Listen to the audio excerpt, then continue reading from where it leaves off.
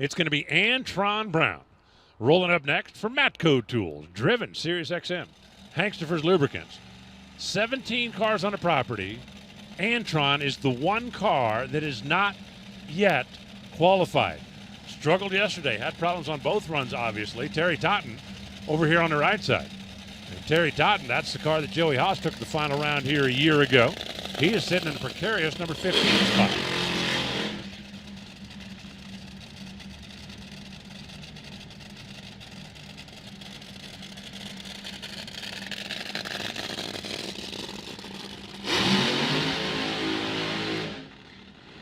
Clay, you've been doing this a long time. You've driven for a lot of different teams. You've watched Antron go through his career, and it's pretty similar to what yours is. And then he got an opportunity to take that big leap. Is that something you've ever thought of, dreamed of, would be interested in doing? Definitely not. I got to be honest with you. You know, I love nothing more than driving these race cars, but I've never even had thoughts of the ownership side of it.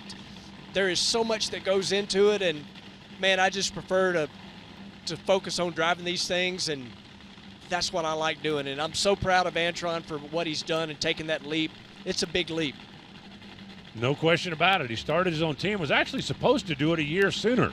COVID, as with so many other things in life, pushed it back. The Matco car needs to run better than 4.46. Terry Totten just went in and double balled. I doubt that he meant to do that. I also doubt that it was going to bother Antron at all. 406, 302 miles an hour. And it's not often you'll see the Matco guys happy about that, and I don't think they'll be happy about that particularly this time either. But they did what they had to do. We have to go down the racetrack and put ourselves in the field. Antron currently in the number 13 spot. Terry Totten, 414, slight improvement. He is now going to be in the number 14 spot. That puts Brittany on the bump, and that just bumped Rob Passy right on out of here. So I can tell you what the double bump did do. I've raced Antron enough, and I watch all these people enough. It caused him to stage a little quicker than normal. He probably did not get as shallow as he probably wanted to, but you're right. Their most important thing at that moment was not be number 17.